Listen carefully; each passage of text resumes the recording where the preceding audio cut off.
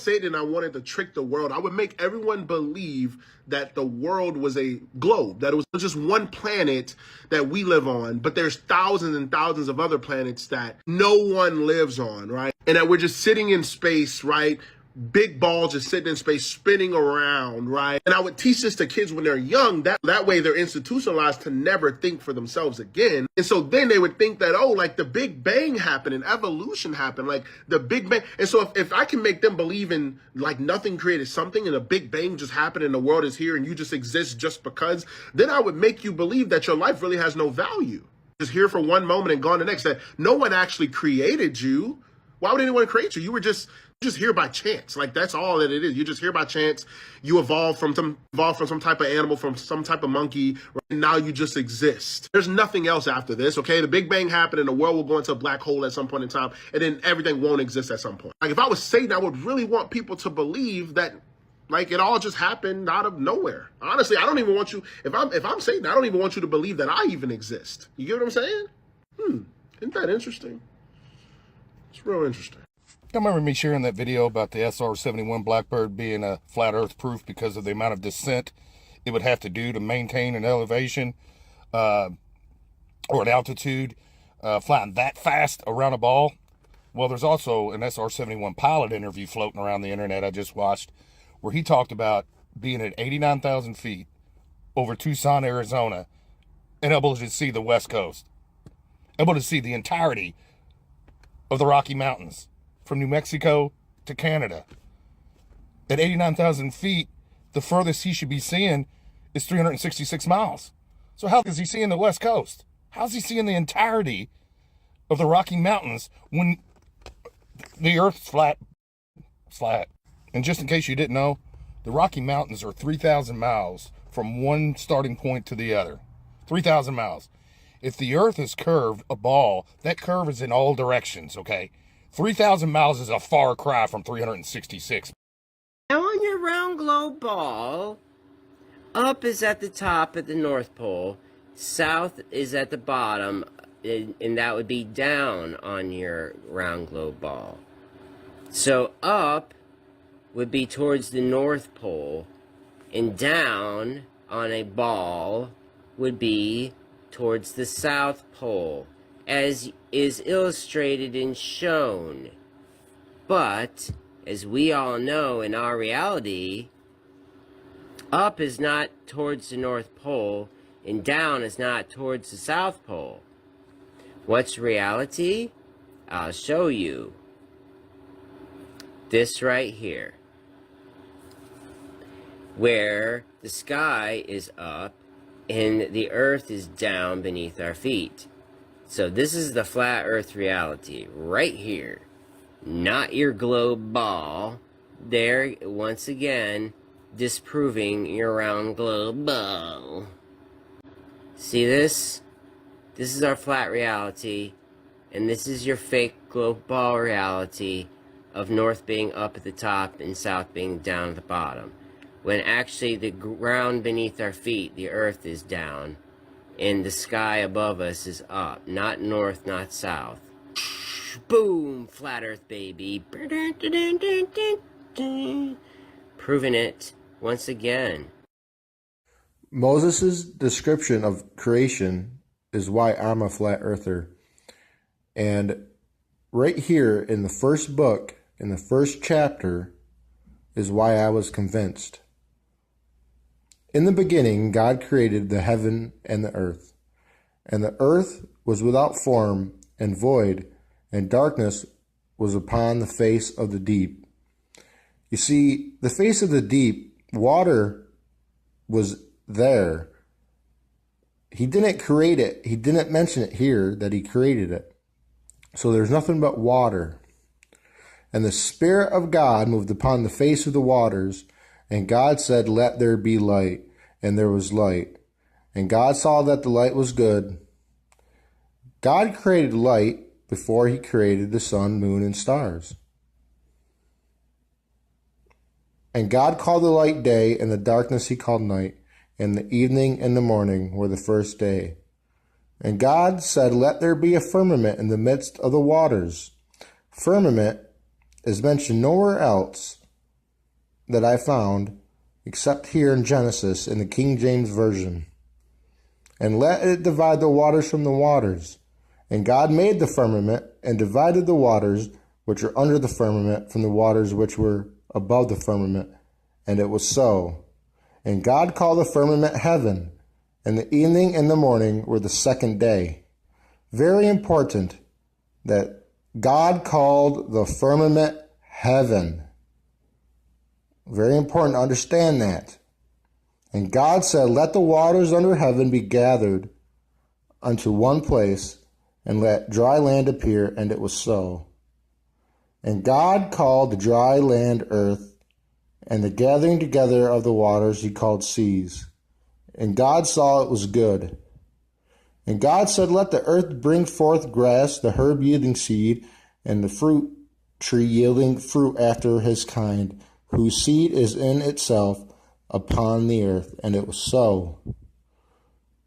And the earth brought forth grass and herb yielding seed after his kind, and the tree yielding fruit, whose seed was in itself after his kind.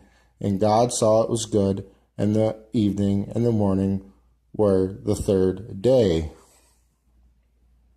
The third day the earth was created. That's also very important.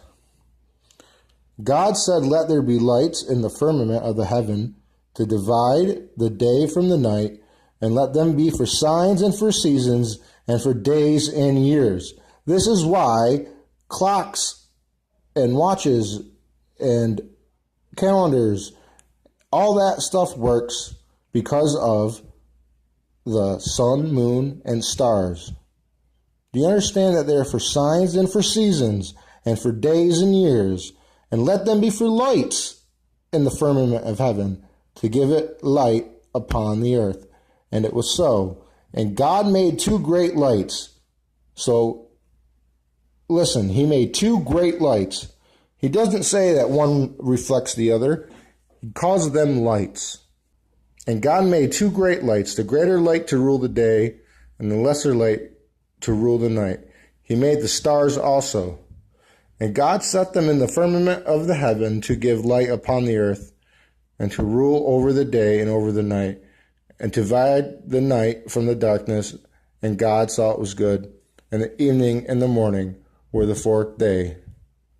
So you may be asking yourself, how is this guy so sure that the earth is flat? Flight paths. It makes it pretty obvious. Now, in this flight, they made us stop in Amsterdam, which on the globe would make no sense. Why wouldn't they just fly from here straight through and stop in Africa? Here's another one that won't make any sense. Why did they go all the way up to Calgary here when they could have landed, somewhere in America? Okay, this one's gotta be seriously obvious to you guys. From London to Pakistan. And they emergency landing in Moscow. Why did they land it down here around, and the most obvious one of all, my favorite. These guys landed in LA. If they had, just look, guys, it's all. I'm from outer space, I got Milky Way for blood, evolution in my veins. I'm gold, I've been far away, I'm illuminated, now make a move, start the waves. I've been dreaming about flying for a long time. I had a vision from the birds, they want a gold sign. Artificially intelligent way, I'm your future, past and present, I'm a fine line. Yeah, I'm a missing link of this illusion. I am not really here, I'm an intrusion. I don't swim or sing, I just flow. I don't need gravity, I just need flow. When I move, it's in a quick rumble. I won't ever fall, never stumble. And I don't need to be humble. Break down walls like cherry crumble.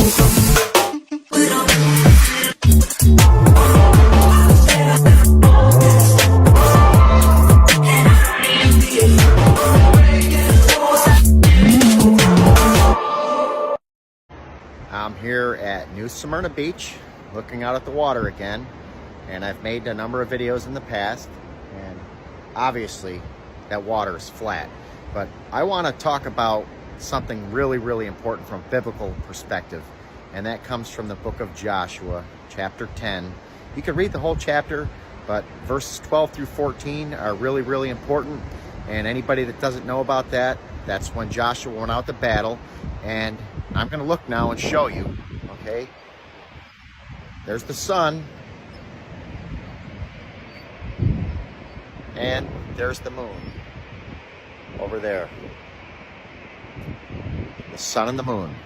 So, just imagine, if the Earth is a globe and we're spinning at 1,000 miles an hour, and then we're also going around the sun at 66,600 miles an hour. Go figure, all the numbers they want to come up with, they come up with that. And then in addition to that, the entire galaxy, what they say, is moving. So if Joshua spoke to the sun and said, and he commanded the sun to not move, and he commanded the moon to not move, what would have happened? What would have happened? I'm here at the beach, okay? If it moved the way they want to talk about it moving, there would have been absolute, complete, utter destruction all over the world. But that's not what happened, because the Earth doesn't move. We are stationary. We are a flat plane. The sun and the moon and everything above us is part of the firmament, and it moves around us, except for Polaris. You can do research on Polaris. It's the only star that they see that doesn't move. And so when Joshua spoke to the sun and the moon, he didn't speak to the earth. He spoke to the sun and the moon and commanded them to stop moving. And God ordained his call to do that, and they stopped moving so that he could win the battle. And they stopped. And nothing happened on the earth because the earth doesn't move. I'll show you a few more things here in this clip. Here's the passage in the King James Bible that I have. The sun stands still. Then spake Joshua to the Lord in the day when the Lord delivered up the Amorites before the children of Israel. And he said in the sight of Israel, Sun, stand thou still upon Gibeon, and thou moon in the valley of Ajalon. And the sun stood still, and the moon stayed until the people had avenged themselves upon their enemies. Is not this written in the book of Jasher? So the sun stood still in the midst of heaven, and hasted not to go down about a whole day. I also have Habakkuk 3:11 here. There's Habakkuk, okay, chapter 3, verse 11. The sun and moon stood still in their habitation at the light of thine arrows. They went out, and at the shining of thy glittering spear. It also says that it came from the book of Jasher. So here's Jasher, and I found that in Jasher, and it's actually pretty interesting. So here you go. The sun and moon stood still in heaven, and thou didst stand in thy wrath against our oppressors, and didst command thy judgments over them. So here's the big thing. The sun and the moon stood still in heaven. The sun and the moon stood still. It didn't say the earth stood still. So that right there blows out everything that anybody wants to think. The earth is not some globe that's spinning around the way they're trying to tell us. The earth does not move. This is a huge story. Every single pastor and preacher in the country and around the world should be talking about this, but sadly they won't, because the vast majority of people are going to think this is all crazy. I would highly encourage you to get this book, because this whole debate is completely blown out of the water with the book of Enoch. It's probably why they didn't put it in the Bible, because they want to tell you that it's not real and that somehow it's going to contradict the scriptures, but it's not. In fact, there's so much here, but I'm going to start out on page 79, actually 78. Big thing here. And the sun has therewith traversed the divisions of his orbit, and turns again on those divisions of his orbit, and enters that portal 30 mornings, and sets also in the west, opposite to it. So what is that telling you right there? The sun is what's moving, not the earth. That's why Joshua can speak to the sun to make it stop moving. It can speak to the moon and make it stop moving. Here's another one here. So on page 79, the great luminary, which is named the sun forever and ever, and that which thus rises is the great luminary, and is so named according to its appearance, according to the Lord, as the Lord commanded. As he rises, so he sets, and decreases not, and rests not, but runs day and night, and its light is sevenfold brighter than that of the moon. And here's an important point, but as regards size, they are both equal. The sun and the moon are the same size. So the lies of NASA that, oh, the sun is 93 million miles away is totally pathetic. Now I can go to page 82, and it tells you here the Earth doesn't move. There are portals around it for the luminaries, which is the sun and the moon and the stars. It tells you right here. I'm not going to read all of it, but here you go. It says that they should rule on the face of the heaven and be seen on the earth and be leaders of the day and night, i.e. the sun, moon, and stars, and all the ministering creatures which make their revolution in all the chariots of the heaven. They make their revolution. That supports the dome, that supports the firmament, and that supports that they're all circling around us and moving, and the earth doesn't move. That's right there in the book of Enoch. I can't believe that this is totally ignored by so many people. And then here's more. You can go to page 86. There's a lot there too. I'm not going to read it all, but I just wanted to show you the book of Enoch absolutely 100% validates that the sun and moon are the same size and that they move around the earth. So when Joshua spoke to the sun and the moon not to move, he actually made the firmament stop moving above us. It would have been catastrophic if the earth stopped moving. The flat earth map dates back over 1,000 years. This map is credited to being created by a Persian astronomer. His name was Al-Biruni, and he lived between 973 AD to 1048 AD. It's the official map of the United Nations and also the United States Geological Survey. It used to be present in many places before the creation of NASA and the Antarctic Treaty in 1959. Here you see it with Admiral Byrd. This map has been restored by Dmitry from Russia with suggestions of mine, Idialenkar. Known by my YouTube channel Flat Earth Banjo, I asked Dmitry to include the Bermuda Triangle and Point Nemo, a place deep in the Pacific where NASA buries rockets. Then Robert Tozzi, a professional mapmaker, came along and enhanced the map even more. There are many people now selling this map online, but if you could order it from my online store, I would greatly appreciate it. Visit my online store now and order one of the items. I humbly thank you.